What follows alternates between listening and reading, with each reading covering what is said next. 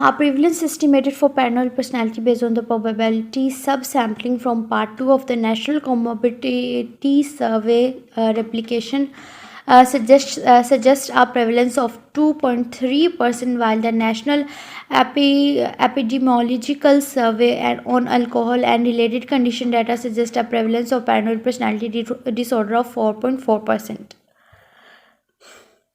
Risk and prognostic factors की जब हम बात करें तो रिस्क एंड प्रोग्नोस्टिक फैक्टर्स से पहले हम डेवलपमेंट एंड कोर्स की बात करते हैं। पैरानॉइड पर्सनालिटी जो से होते हैं वो फर्स्ट पेरेंट जो से होती है चाइल्डहुड एडोलसेंस में सोलिटेरिनेस होती है के जब पैरानॉइड पर्सनालिटी की अगर हम पहले बात करें, हमने अभी बात की ना कि वो अर्ली अडल्टहुड में आती है, तो अर्ली अडल्टहुड में अडल्टहुड से पहले अगर हम चाइल्डहुड या अडोलसेंस की बात करें तो उसमें क्या आती है कि वो अकेले रहना शुरू कर देते हैं, सोलिटेरिनेस, पी रिलेशनशिप के लोगों के साथ उनके रिलेशनशिप्स अच्छे नहीं होते, उन लोगों में सोशल एंजाइटी आती है। ठीक है, डेवलपमेंट एंड कोर्स में अगर हम देखें तो हमें ये देखने को मिलेगा कि उनमें सोशल एंजाइटी आती है, अंडर अचीवमेंट्स इन स्कूल के अच्छी खासी उनकी कोई अचीवमेंट नहीं होती, हाइपर सेंसिटिव होते हैं, प्रीकुलर थॉट्स होते हैं, लैंग्वेज प्रीकुलर होती है, सेंक्रेटिक फैंटेसीज होती हैं। ये बच्चे जो से होते हैं ये ओड होते हैं, असेंट्रिक होते हैं, अट्रैक्ट टीजिंग।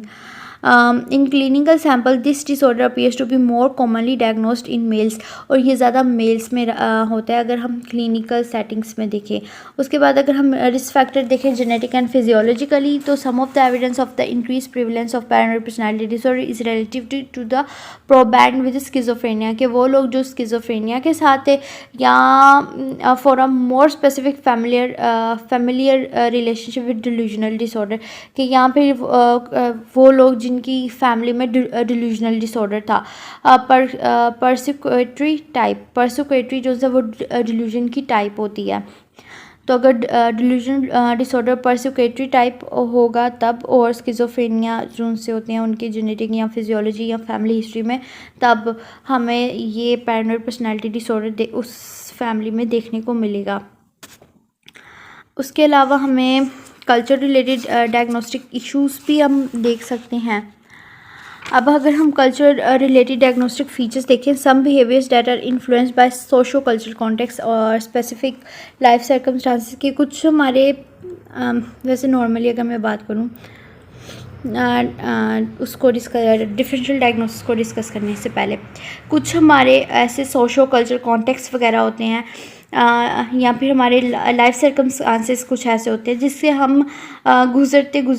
में भी हमें लेबल कर दिया जाए पैरानॉइड, लेकिन उस पैरानॉइड बिहेवियर के लिए क्लिनिकल एवेल्यूएशन से पहले अगर हम क्लिनिकल एवेल्यूएशन हमें पैरानॉइड कर दे, लेकिन उस तक पहुंचने के लिए हमें रेनफोर्स किया गया सर्च बिहेवियर के, लाइक एक रेनफोर्समेंट होती है ना। रेनफोर्समेंट क्या होती है कि अगर आपको किसी चीज़ का अच्छा रिवॉर्ड मिल रहा है तो ये, अगर हम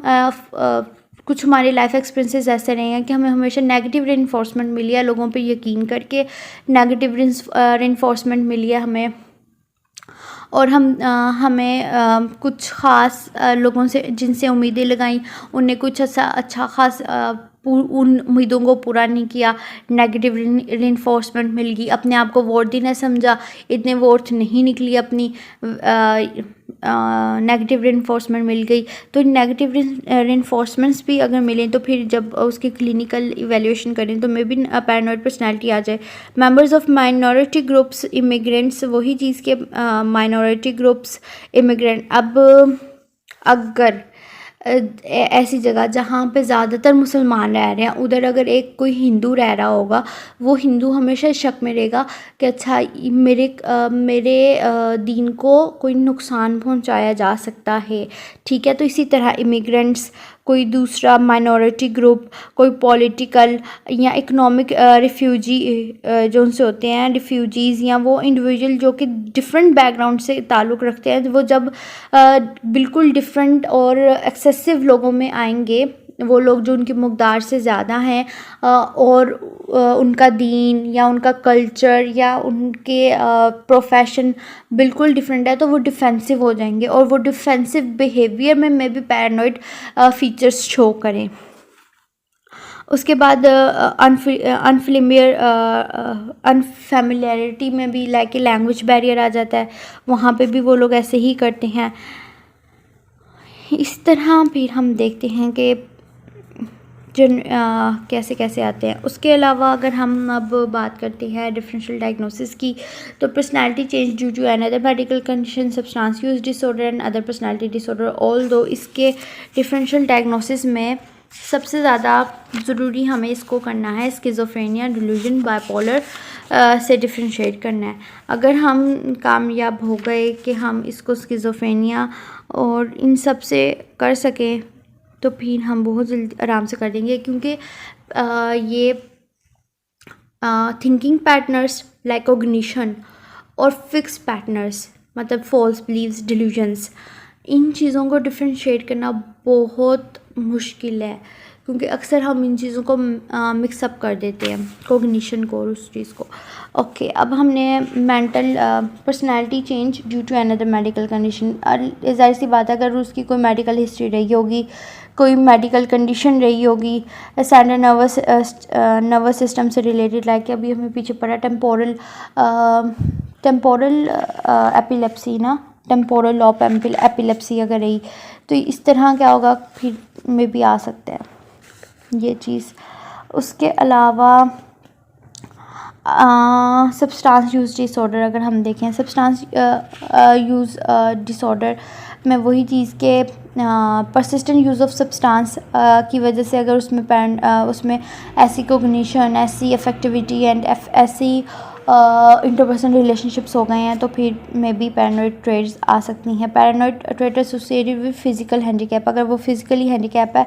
तो भी उसमें आ सकती हैं ये ट्रेड्स। उसके बाद personality disorder and personality traits आ जाती हैं। अदर पर्सनालिटी डिसऑर्डर में भी confuse with paranoid personality disorder because they have certain features in common, कि इनमें कुछ फीचर्स कॉमन हो सकते हैं, लेकिन यहाँ पे करैक्टरिस्टिक फीचर्स की बेस्ड पे हम डिफ्रेंशिएट कर सकते हैं, लाइक के पैरानॉइड पर्सनालिटी डिसऑर्डर और स्किज़ोटाइपल पर्सनालिटी डिसऑर्डर की ट्रेड होती है कि वो सस्पिशियस होते हैं और उनमें इंटरपर्सनल अलूफनेस होती है, पैरानॉइड आइडिएशंस होती हैं। स्किज़ोटाइपल पर्सनालिटी डिसऑर्डर में जो से सिम्टम्स इंक्लूड किए जाते हैं वो magical thinking, unusual perceptual experiences and over thinking and speech, ये चीज़ जो उनसे होती हैं ये स्किज़ोटाइपल में होती हैं, जबकि पैरानॉइड पर्सनालिटी में ये चीज़ें नहीं होती, उसमें परसेप्चुअल एक्सपीरियंसेस और thinking and unusual perceptual experiences और मैजिकल थिंकिंग टाइप्स नहीं होती, उसमें अलूफनेस, इंटरपर्सनल अलूफनेस, सस्पिशियस और पैरानॉइड एडिएशंस ऑल्दो होती हैं। उसके बाद अगर हम स्किज़ोइड पर्सनालिटी की बात करें तो वो परसीव करते हैं strange, eccentric, cold and aloof, but उसमें पैरानॉइड परमानेंट पैरानॉइड एडिएशंस नहीं होती स्किज़ोइड में, तो हम इस तरह स्किज़ोइड से इसको डिफ्रेंशिएट करेंगे। पैरानॉइड में भी पैरानॉइड अडेप्टिव भी हो सकता है, और ये अडेप्टिव ऐसे हो सकता है कि हमारा इर्द गिर्द हम अपने इर्द गिर्द इन्वायरमेंट को एज अ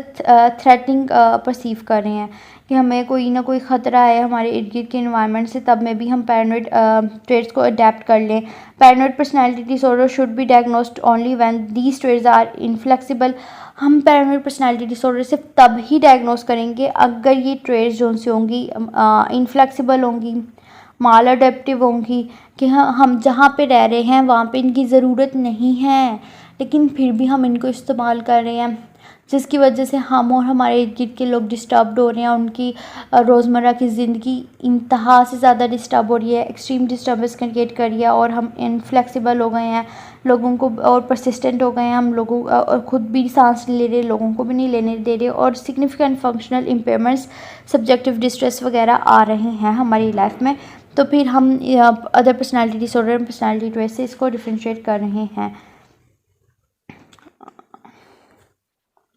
उसके बाद फिर ट्रीटमेंट की बात करते हैं, तो when a patient seeks treatment for PPD paranoid personality disorder, psychotherapy is the treatment of choice. Psychotherapy treatment likely will focus on increasing general coping skills, हम उसके जर्नल कॉपिंग स्किल्स को पे टारगेट करते हैं, specially trust and empathy develop करवाते हैं, उसकी social interactions, communication, self esteem को बेटर करते हैं, और मेडिकेशन जो उनसे के लिए इस्तेमाल नहीं की जाती। पैरानॉइड पर्सनालिटी के लिए मेडिकेशन इस्तेमाल नहीं की जाती। कॉग्निटिव बिहेवियरल थेरेपी में भी एक और चीज़, वही चीज़ दोबारा से कि ये लोग अपने स्पोर्ट्स को लेके जेलस होते हैं एंड लिटरली मेरे पास एक केस भी है जिसमें वो अपने स्पोर्ट्स पे हमेशा जेलस था, शक करता था कि वो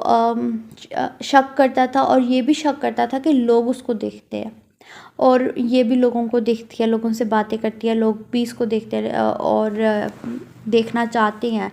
और फिर ये चीज़ वो अपने बच्चों पे भी डालने लग गया कि बच्चे कहीं नहीं जाएंगे, लोग इनको नुकसान पहुंचा देंगे, ऐसे हो जाएगा वैसे हो जाएगा। तो इतनी एक्सट्रीम कंडीशन में आई थिंक सो कि अगर उसका अग्रेशन जो वो इस पैरानॉइड आइडिएशंस की वजह से जो वो डोमेस्टिक वायलेंस करता था, अगर उस डोमेस्टिक वायलेंस को एग्रेशन लेवल अगर हम रिड्यूस करने के लिए मेडिकेशन यूज़ कर लें लाइक मूड स्टेबलाइज़र टाइप्स कुछ, तो मेरा ख्याल है हो सकती हैं, ऑल्दो मुझे नहीं मिला था। तो CBT can help someone with paranoid personality disorder recognise their destructive beliefs. अब यहाँ पे CBT हम यूज़ कर सकते हैं कॉग्निटिव बिहेवियरल थेरेपी के, हम उसके डिस्ट्रक्टिव बिलीव पैटर्नर्स, थॉट पैटर्नर्स को उस पर इंसाइट डेवलप करवाएं। इंसाइट डेवलप करवाने के बाद उसके बिहेवियर्स के उसके बिहेवियर को इन्फ्लुएंस करके उनको क्लास कंडीशनिंग कर दें दूसरे बिलीव्स और दूसरे बिहेवियर्स के आपस में। CBT can help reduce Paranoia. CBT Paranoia को रिड्यूस करने में हेल्प करेगा, अपने लव वंस से इंटरेक्ट करने में और दूसरों से इंटरेक्ट कैसे करना चाहिए इस चीज़ को इम्प्रूव करने में हेल्प करेगा। Thank you for watching. I hope कि आपको वीडियो अच्छी लगी हो, आपको समझ आई हो। कुछ नहीं समझ आया you can ask me on the comment box. इसको सब्सक्राइब करना मत भूलिएगा, लाइक बटन भी ज़रूर प्रेस करिएगा और बेल आइकन आपकी मर्ज़ी है। खैर, अल्लाह हाफिज़।